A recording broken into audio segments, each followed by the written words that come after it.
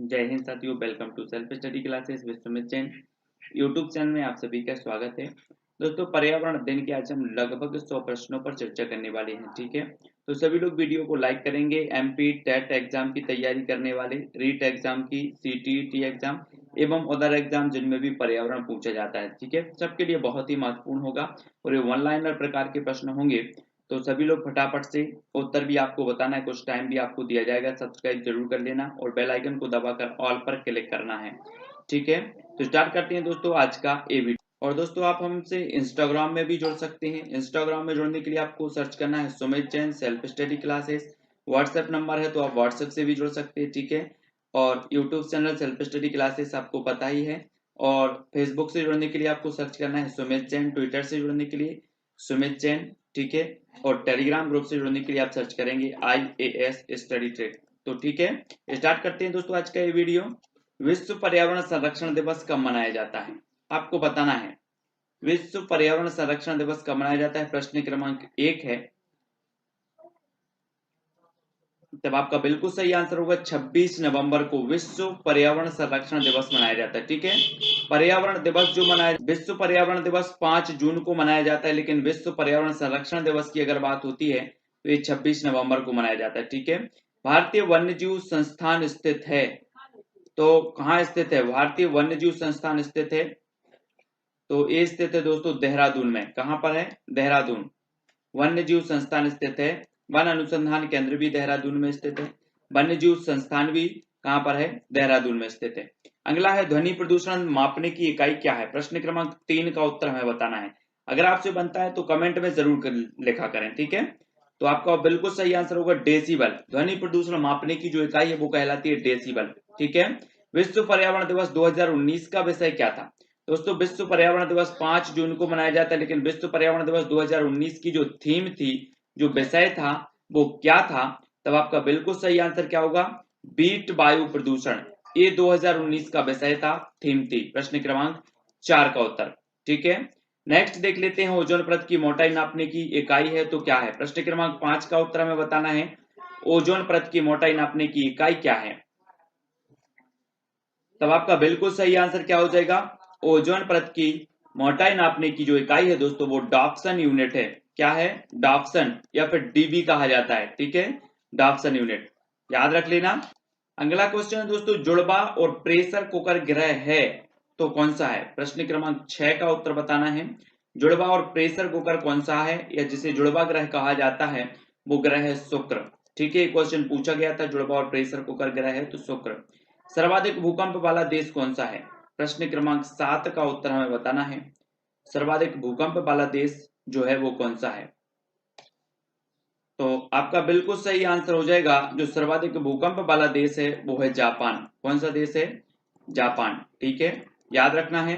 समुद्र में उठने वाली भूकंपीय लहरें कहलाती हैं तो क्या कहलाती हैं?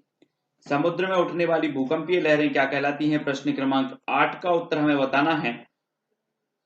तब आपका बिल्कुल सही आंसर हो जाएगा दोस्तों सुनामी। समुद्र में उठने वाली जो भूकंपीय लहरें हैं वो कहलाती है सुनामी। अगला क्वेश्चन है, लाल क्रांति संबंधित है तो किससे संबंधित है? प्रश्न क्रमांक 9। तो आपका बिल्कुल सही आंसर होगा मांस और टमाटर उत्पादन से संबंधित है लाल क्रांति। नेक्स्ट है, कपास किस प्रकार की फसल है? प्रश्न क्रमांक 10 का उत्तर बताना है। कपास किस प्रकार की फसल है? तो खरीफ की फसल। ठीक है, कपास किस प्रकार की फसल है? खरीफ। सेरीकल्चर संबंधित है। प्रश्न क्रमांक 11। तब राइट आंसर होगा रेशम उत्पादन से। सेरीकल्चर संबंधित है रेशम उत्पादन से। ठीक है, नेक्स्ट है, दूध से दही बनने की प्रक्रिया को क्या कहते हैं? प्रश्न क्रमांक 12। दूध से दही बनने की प्रक्रिया को क्या कहा जाता है? तब राइट आंसर क्या होगा? किण्वन। क्या कहा जाता है? किण्वन। ठीक है, नेक्स्ट प्रश्न है, विटामिन सी की कमी से होने वाली बीमारी है तो कौन सी है? प्रश्न क्रमांक 13। विटामिन सी की कमी से होने वाली बीमारी कौन सी है? तो राइट आंसर क्या होगा? स्कर्वी। कौन सी है? स्कर्वी। ठीक है, अगला क्वेश्चन देखो, एनीमिया किसकी कमी से होता है? प्रश्न क्रमांक 14। एनीमिया किसकी कमी से होता है? तो बिल्कुल सही आंसर होगा आयरन की कमी से। एनीमिया होता है आयरन की कमी से। डेंगू रोग का वाहक है तो क्या है? प्रश्न क्रमांक 15। डेंगू रोग का वाहक हमें बताना है, तो बिल्कुल सही आंसर होगा एडीज मच्छर। एडीज जो मच्छर है वो डेंगू रोग का वाहक माना जाता है इसे। बीसीजी का टीका लगाया जाता है। प्रश्न क्रमांक 16। तो किस रोग के लिए? क्षय या फिर टीबी रोग के लिए लगाया जाता है बीसीजी का टीका।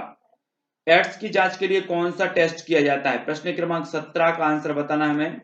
एड्स की जांच के लिए कौन सा टेस्ट किया जाता है? तो राइट आंसर क्या होगा? Elisa test. एलिसा टेस्ट किया जाता है एड्स की जांच के लिए। शारदा एक्ट संबंधित है तो किससे संबंधित है? प्रश्न क्रमांक 18। शारदा एक्ट किससे संबंधित है? तो आपका बिल्कुल सही आंसर होगा बाल विवाह से संबंधित है शारदा एक्ट। जिस परिवार में माँ बाप और उनके विवाहित बच्चे रहते हैं वो परिवार कहलाता है, क्या कहलाता है? विवाहित बच्चे, तो वो परिवार कहलाता है दोस्तों अविवाहित बच्चे रहते हैं तो वो क्या कहलाता है? एकल परिवार। माँ बाप और अविवाहित बच्चे रहते हैं वो है एकल परिवार। ठीक है। कच्चे फलों को पकाने वाला हार्मोन्स है तो कौन सा है? 20 का उत्तर। तब आपका बिल्कुल सही आंसर होगा एथिलीन। कच्चे फलों को पकाने वाला जो हार्मोन्स है वो एथिलीन है। ठीक है। बर्फ के बने घर कहलाते हैं, क्या कहलाते हैं? मैंने कई बार जब विस्तृत अध्ययन वाली जो वीडियो है वो जरूर देखें आप। बर्फ के बने जो घर हैं वो क्या कहलाते हैं? वो कहलाते इस इग्लू। ठीक है। और एस्किमो जनजाति जो होती है उनके घर बने होते हैं बर्फ के, ये अस्थायी घर होते हैं और इन्हें इग्लू कहा जाता है। भारत का सबसे ठंडा मरुस्थल कौन सा है? प्रश्न क्रमांक 22। भारत का सबसे ठंडा मरुस्थल बताना है और राइट आंसर क्या हो जाएगा? लद्दाख। लद्दाख जो मरुस्थल है भारत का सबसे ठंडा मरुस्थल माना जाता है इसे। प्रश्न क्रमांक 22 का नेक्स्ट बात है जबलपुर किस नदी के किनारे स्थित है? प्रश्न क्रमांक 23। तो आपका राइट आंसर क्या होगा? जो जबलपुर है दोस्तों वो नर्मदा नदी के किनारे। किसके किनारे? नर्मदा नदी के। चंद्रयान मिशन 1 कब भेजा गया? प्रश्न क्रमांक 24। तो राइट आंसर होगा 22 अक्टूबर 2008 को चंद्रयान मिशन फर्स्ट भेजा गया था। भारतीय मौसम वेधशाला स्थित है तो कहां पर स्थित है? 25। तब आपका बिल्कुल सही आंसर होगा पुणे। भारतीय मौसम वेधशाला स्थित है पुणे में। विश्व मलेरिया दिवस कब मनाया जाता है? प्रश्न क्रमांक 26। राइट आंसर आपका हो जाएगा दोस्तों 25 अप्रैल को मनाया जाता है विश्व मलेरिया दिवस। नेक्स्ट है पल्स पोलियो अभियान के ब्रांड एम्बेसडर कौन है? पल्स पोलियो अभियान के ब्रांड एम्बेसडर 27 का आंसर। तो बिल्कुल सही आंसर होगा अमिताभ बच्चन जी। पल्स पोलियो अभियान के जो ब्रांड एम्बेसडर वो अमिताभ बच्चन है। सबसे बड़ा प्राकृतिक बंदरगाह कौन सा है? प्रश्न क्रमांक 28। सबसे बड़ा प्राकृतिक बंदरगाह, तब बिल्कुल सही है मुंबई सबसे बड़ा प्राकृतिक बंदरगाह है। पारिस्थितिकी स्थायी मितव्ययिता है, यह किस आंदोलन का नारा है? पारिस्थितिकी स्थायी मितव्ययिता है, यह किस आंदोलन का नारा है? प्रश्न क्रमांक 29 और राइट आंसर होगा चिपको आंदोलन। किसका है? चिपको आंदोलन का। ओजोन गैस वायुमंडल की किस परत में पाई जाती है? प्रश्न क्रमांक 30। ओजोन गैस वायुमंडल की किस परत में पाई जाती है? तब आपका बिल्कुल सही आंसर क्या होगा? समताप मंडल। समताप मंडल में पाई जाती है। ठीक है। अगला क्वेश्चन है दोस्तों सबसे निम्न तापमान किस मंडल का होता है? सबसे निम्न तापमान बताना है 31 का आंसर। तो किस मंडल का हो जाता है? मध्य मंडल का। सबसे निम्न तापमान होता है मध्य मंडल। नागोया प्रोटोकॉल संबंधित है 32। नागोया प्रोटोकॉल तो वो संबंधित है जैव विविधता से। किससे संबंधित है? जैव विविधता। हॉकी के जादूगर किसका उपनाम है? प्रश्न क्रमांक 33। तब आपका बिल्कुल सही आंसर होगा मेजर ध्यानचंद। ठीक है दोस्तों। बेसबॉल में कितने खिलाड़ी होते हैं? प्रश्न क्रमांक 34। तो आपका सही उत्तर होगा 9। ठीक है। राष्ट्रीय खेल दिवस कब मनाया जाता है? प्रश्न क्रमांक 35, राष्ट्रीय खेल दिवस कब मनाया जाता है?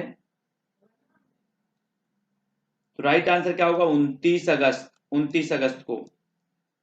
नेक्स्ट है देवधर ट्रॉफी किस खेल से संबंधित है? प्रश्न क्रमांक 36, देवधर ट्रॉफी किस खेल से संबंधित है? तो आपका बिल्कुल सही आंसर है क्रिकेट से संबंधित है देवधर ट्रॉफी। इलायची की पहाड़ी किस राज्य में है? सभी को उत्तर बताना है। तब आपका इलायची की पहाड़ी की किस राज्य में ऐसा पूछा गया, तो दोस्तों मैं बता दूं कि 26% जो है वो केरल और 74 जो % है वो तमिलनाडु। ठीक है, तो इस प्रकार से केरल और तमिलनाडु में ये इलायची पहाड़ी स्थित है, तो ये चीज आपको याद रखनी है। भारत का रूर कहा जाता है तो किसे कहा जाता है? 38 का आंसर बताना है। तो भारत का जो रूर कहा जाता है वो छोटा नागपुर के पठार को कहा जाता है भारत का रूर। काराकोरम दर्रा स्थित है तो कहां पर स्थित है? प्रश्न क्रमांक 39, काराकोरम दर्रा कहां पर स्थित है? तब आपका बिल्कुल सही आंसर होगा जम्मू कश्मीर में। कहां पर स्थित है? जम्मू कश्मीर। नेक्स्ट है दोस्तों माजुली द्वीप किस नदी में है? माजुली द्वीप विश्व का सबसे बड़ा नदी द्वीप है माजुली द्वीप, और ये किस नदी में है? तो आपका बिल्कुल सही आंसर क्या होगा? ब्रह्मपुत्र नदी। कहां पर? ब्रह्मपुत्र। ओडिशा का शोक किस नदी को कहा जाता है? प्रश्न क्रमांक 41 का आंसर बताना है। तब आपका बिल्कुल सही आंसर होगा महानदी को। महानदी पर हीराकुंड बांध बना हुआ है महानदी पर, और ये उड़ीसा का शोक इसे कहा जाता है। भूमध्य रेखा को 2 बार काटने वाली नदी कौन सी है? प्रश्न क्रमांक 42 का आंसर बताना है। भूमध्य रेखा को 2 बार जो काटने वाली नदी है वो है कांगो नदी। कौन सी है? कांगो। लौंग एवं केसर पौधे के किस भाग से प्राप्त होते हैं? प्रश्न क्रमांक 43, लौंग एवं केसर पौधे के किस भाग से प्राप्त होते हैं? तो वो होते हैं फूल से। किससे? फूल से। ठीक है। नेक्स्ट बात करते हैं चमगादड़ स्तनधारी है क्योंकि वह क्यों है चमगादड़ स्तनधारी? आपको पता है स्तनधारी की परिभाषा, क्योंकि वे क्या देती है? बच्चे देती है, इसलिए ये क्या है? स्तनधारी है। अगला क्वेश्चन है पौधों में जल का अधिग्रहण किसके द्वारा होता है? प्रश्न क्रमांक 45 का उत्तर हमें बताना है। पौधों में जल का अधिग्रहण होता है तो किसके द्वारा होता है? तब आपका बिल्कुल सही आंसर होगा जाइलम के द्वारा। पौधों में जल का अधिग्रहण होता है जाइलम के द्वारा। नेक्स्ट प्रश्न आप देखते हैं दोस्तों, परिवार के अध्ययन के लिए स्थान काल और लोग का सूत्र स्थापित किसने किया? परिवार के अध्ययन के लिए स्थान काल और लोग का जो सूत्र स्थापित किया वो किसने किया? 46 का आंसर। और राइट आंसर होगा फ्रेडरिक लेपले ने। किसने? फ्रेडरिक लेपले। अगला है मातृवंशीय एवं पितृवंशीय परिवार के वर्गीकरण का आधार क्या है? मातृवंशीय एवं पितृवंशीय परिवार के वर्गीकरण का आधार हमें बताना है क्या है? तो वो है वंशक्रम। क्या है? वंशक्रम। ठीक है। नेक्स्ट वेस्टरमार्क के अनुसार परिवार का प्रारंभिक स्वरूप क्या था? वेस्टरमार्क के अनुसार परिवार का प्रारंभिक स्वरूप बताना। प्रश्न क्रमांक 48। तब आपका बिल्कुल सही आंसर है परिवार का प्रारंभिक स्वरूप था पितृसत्तात्मक। The death of the family के लेखक कौन है? The death of the family के लेखक कौन है? 49 का आंसर। तब आपका बिल्कुल सही आंसर क्या होगा? David Cooper. कौन है? David Cooper the death of the family के लेखक हैं। नेक्स्ट प्रश्न है नातेदारी और वर्गात्मक तथा वर्णनात्मक के रूप में किसने वर्गीकृत किया है? किसको? नातेदारी को वर्गात्मक तथा वर्णनात्मक के रूप में किसने वर्गीकृत किया? तो किसने किया? प्रश्न क्रमांक 50 का आंसर। तब आपका बिल्कुल सही आंसर होगा LH मॉर्गन। किसने किया है? LH मॉर्गन ने। अगला क्वेश्चन है यह मत किसने प्रस्तुत किया कि सारे असंतोष का स्रोत परिवार है? ये किसने मत प्रस्तुत किया? 51 का आंसर बताना है। तब आपका बिल्कुल सही आंसर होगा मार्क्स ने। ठीक है। अगला क्वेश्चन है दलदली भूमि के पौधे कहलाते हैं तो क्या कहलाते हैं? दलदली भूमि के जो पौधे होते हैं वो क्या कहलाते हैं? प्रश्न क्रमांक 52। तब आपका बिल्कुल सही आंसर होगा राइजोफोरा। क्या कहलाती है? राइजोफोरा। ठीक है। शुष्क जलवायु क्षेत्रों में उगने वाले पौधे क्या कहलाते हैं? शुष्क जलवायु क्षेत्रों में उगने वाले पौधे क्या कहलाते हैं? 53 का आंसर बताना है आपको। और राइट आंसर आपका हो जाएगा मरुभूमि के पौधे। क्या कहलाते हैं? मरुभूमि के पौधे। नेक्स्ट दोस्तों, कोयला किस प्रकार के ईंधन का उदाहरण है? प्रश्न क्रमांक 44 का आंसर बताना है। कोयला किस प्रकार के ईंधन का उदाहरण है?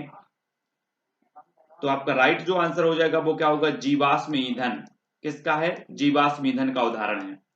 आयोडीन की कमी से कौन सा रोग होता है? प्रश्न क्रमांक 55।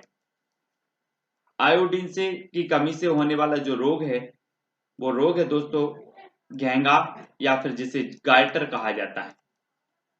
चावल को पॉलिश करने में कौन सा विटामिन नष्ट हो जाता है? प्रश्न क्रमांक 56 का आंसर बताना है। चावल को पॉलिश करने में कौन सा विटामिन नष्ट होता है? तो आपका बिल्कुल सही आंसर होगा विटामिन B1, जिसे कि थायमिन जिसका रासायनिक नाम है। ठीक है। तो चावल में पॉलिश करने में विटामिन B1 नष्ट हो जाता है। दूध में पाई जाने वाली शर्करा को क्या कहा जाता है? 57 का आंसर बताना है। तो आपका राइट आंसर हो जाएगा दोस्तों लैक्टोज। क्या कहा जाता है? दूध में पाई जाने वाली शर्करा को लैक्टोज कहा जाता है। नेक्स्ट प्रश्न है, प्लेग से प्रभावित होने वाला अंग कौन सा है? प्लेग एक बीमारी है और प्लेग से होने वाला जो अंग है, प्रभावित होने वाला अंग है, वो है फेफड़ा। अगला है, सती प्रथा के विरुद्ध सर्वप्रथम प्रयास किया था तो किसने किया था? 59 का उत्तर। और राइट आंसर आपका हो जाएगा राजा राम मोहन राय ने। सर्वप्रथम सती प्रथा के विरुद्ध कार्य करने वाले जो थे वो थे राजा राम मोहन राय। मनुष्य एक सामाजिक प्राणी है, कथन किसका है? प्रश्न क्रमांक 60 का आंसर। तो आपका बिल्कुल सही आंसर क्या होगा? अरस्तु। ठीक है। बांस के खंभों पर बने घर पाए जाते हैं तो कहां पर पाए जाते हैं? बांस के बने खंभों पर जो घर बने होते हैं वो कहां पाए जाते हैं? तो वो पाए जाते हैं असम में। कहां पर? असम। नेक्स्ट दोस्तों, विश्व की सबसे बड़ी खारे पानी की झील कौन सी है? प्रश्न क्रमांक 62। विश्व की सबसे बड़ी खारे पानी की झील हमें बतानी है। और राइट आंसर आपका क्या होगा? कैस्पियन सागर झील। कौन सी है? कैस्पियन सागर झील। भारत में खारे पानी की सबसे बड़ी झील कौन सी है? भारत में 63 का आंसर। और राइट आंसर होगा सांवर झील, जो कि राजस्थान में है। नेक्स्ट है, भारत में एकमात्र तैरता हुआ राष्ट्रीय उद्यान कौन सा है? प्रश्न क्रमांक 64। एकमात्र तैरता हुआ जो राष्ट्रीय उद्यान है वो है केवल लेमझाओ, है ना? केम लमझाओ मणिपुर में है, लोकटक झील में। भूकंप उत्पन्न होने का मुख्य कारण क्या है? प्रश्न क्रमांक 65 का आंसर बताना है यहां पर। और राइट आंसर होगा प्लेट विवर्तनिकी। भूकंप उत्पन्न होने का प्रमुख कारण माना जाता है प्लेट विवर्तनिकी। वर्षा की बूंदें गोल होने का कारण क्या है? प्रश्न क्रमांक 66 का आंसर बताना है यहां पर। तो वर्षा की बूंदों का जो गोल होने का कारण है वो क्या है? पृष्ठ तनाव। ठीक है, पृष्ठ तनाव है। धुएं से आंख में जलन पैदा करने वाला पदार्थ होता है तो कौन सा होता है? प्रश्न क्रमांक 67 का आंसर। धुएं से आंख में जलन पैदा करने वाला जो पदार्थ है वो है नाइट्रिक ऑक्साइड। ठीक है, नाइट्रिक ऑक्साइड। पर्यावरण शिक्षण में क्षेत्र भ्रमण का मुख्य उद्देश्य होता है तो क्या होता है? पर्यावरण शिक्षण में क्षेत्र भ्रमण का मुख्य उद्देश्य बताना है। तो वो होता है दोस्तों प्रत्यक्ष अनुभव। मुख्य उद्देश्य क्या होता है? प्रत्यक्ष अनुभव। अगला क्वेश्चन है, सतत एवं व्यापक मूल्यांकन की एक तकनीक है तो काय की तकनीक है? निदानात्मक मूल्यांकन की। नेक्स्ट है, प्राथमिक स्तर पर शिक्षार्थियों का आकलन करने का सर्वश्रेष्ठ तरीका कौन सा है? प्राथमिक स्तर पर प्रश्न क्रमांक 70। तो प्राथमिक स्तर पर शिक्षार्थियों का आकलन करने का सर्वश्रेष्ठ तरीका है पोर्टफोलियो। क्या है? पोर्टफोलियो। प्रश्न क्रमांक 70 का। वन महोत्सव दिवस मनाया जाता है तो कब मनाया जाता है? 71। राइट आंसर होगा 1 जुलाई को। नेक्स्ट है, मानस वन्य जीव अभ्यारण्य स्थित है तो कहां पर स्थित है? 72 का आंसर यहां पर बताना है। राइट आंसर होगा असम में। किस विटामिन की कमी से रक्त का थक्का नहीं जमता? 73 का आंसर बताना है, किस विटामिन की कमी से? तो राइट आंसर क्या होगा? विटामिन के की कमी से। नेक्स्ट है दोस्तों, प्रोटीन का सर्वोत्कृष्ट स्रोत क्या है? 74। प्रोटीन का सर्वोत्कृष्ट जो स्रोत होता है वो होता है सोयाबीन। ठीक है। नेक्स्ट है, छोटी माता एवं रेबीज रोग का कारण क्या होता है? प्रश्न क्रमांक 75। तो राइट आंसर होगा वायरस, विषाणु। ठीक है, छोटी माता एवं रेबीज रोग का कारण होता है विषाणु। एलपीजी का पूरा नाम क्या है? 76। तब आपका बिल्कुल सही आंसर होगा लिक्विफाइड पेट्रोलियम गैस। बागवानी के लिए कौन से प्रकार का उर्वरक उपयोगी होता है?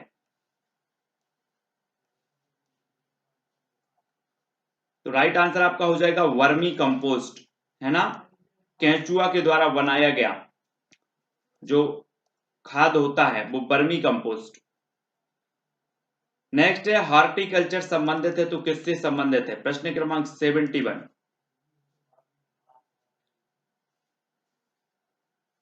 तो राइट आंसर हो जाएगा बागवानी फसलों के उत्पादन से। भूरी क्रांति किससे संबंधित है? 79।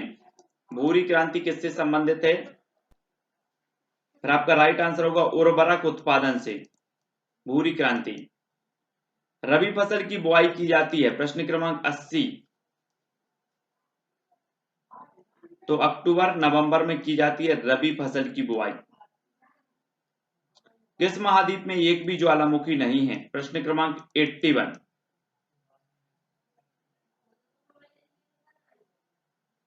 तो किसमें नहीं है? ऑस्ट्रेलिया महाद्वीप में। नेक्स्ट है दोस्तों, आपका वायुमंडल की सबसे निचली परत कौन सी है? प्रश्न क्रमांक 82 का आंसर, वायुमंडल की सबसे निचली परत कौन सी है? तब आपका बिल्कुल सही आंसर होगा क्षोभ मंडल। मक्का किस प्रकार की फसल है? प्रश्न क्रमांक 83। और राइट आंसर होगा खरीफ की, मक्का होती है खरीफ की फसल। जंतुओं में पाए जाने वाले धारीदारी चिन्ह जो होते हैं वो किस कारण से होते हैं? तो किस कारण से होते हैं? वो होते हैं दोस्तों जलवायु के कारण। विटामिन शब्द किसने दिया? 85 का आंसर बताना है आपको, विटामिन जो शब्द है वो किसने दिया? और आपका बिल्कुल सही आंसर होगा फंक ने। विटामिन शब्द देने वाले हैं फंक। ठीक है, विटामिन की खोज नहीं की फंक ने, जबकि विटामिन शब्द दिया है इन्होंने। ठीक है, याद रखना। नेक्स्ट है, विटामिन ए का रासायनिक नाम क्या है? प्रश्न क्रमांक 86। तो आपका बिल्कुल सही आंसर होगा रेटिनॉल। विटामिन ए का रासायनिक नाम है रेटिनॉल। सबसे ऊंचे पेड़ पर घोंसला कौन बनाता है? 87 का आंसर। राइट आंसर होगा चील। भारत के किस राज्य में अधिकतम भूस्खलन की घटनाएं होती हैं? प्रश्न क्रमांक 88। तो किस राज्य में होती हैं? वो होती है हिमालय क्षेत्र में।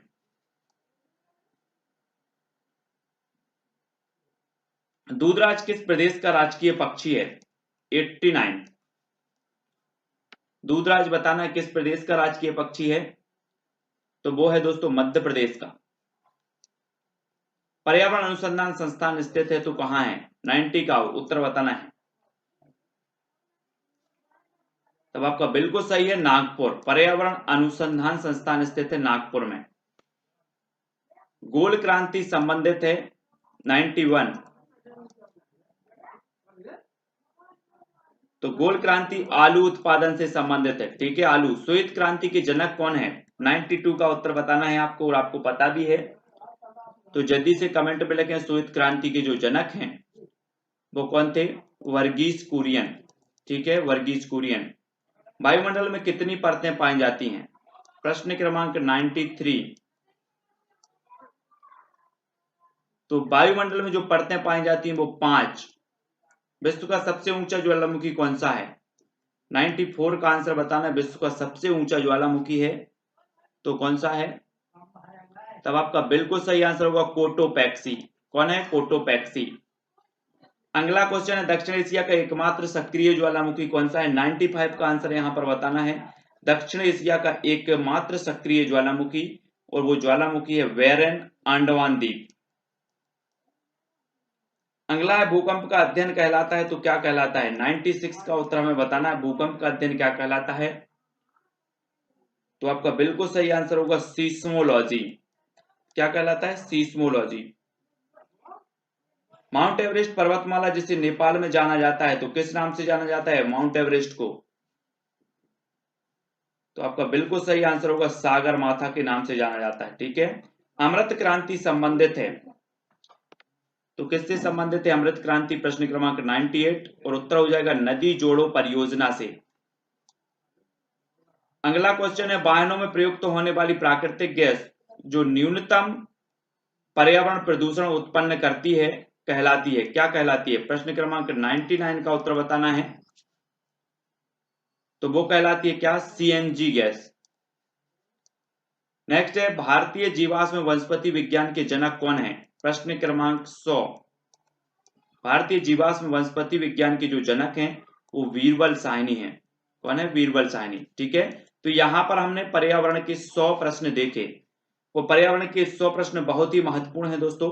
आप वीडियो को लाइक जरूर करेंगे, शेयर करेंगे। इससे पहले 100 प्रश्न वाला वीडियो फर्स्ट वाला जरूर देखें। ठीक है। और चैनल को सब्सक्राइब भी करना है। ठीक है। इस प्रकार से आप इंस्टाग्राम से भी जुड़ सकते हैं, Sumit Jain self study classes search करेंगे। व्हाट्सएप नंबर भी यहाँ पर दिया है। यूट्यूब चैनल का नाम self study classes with Sumit Jain. ठीक है, सब्सक्राइब कर लेना।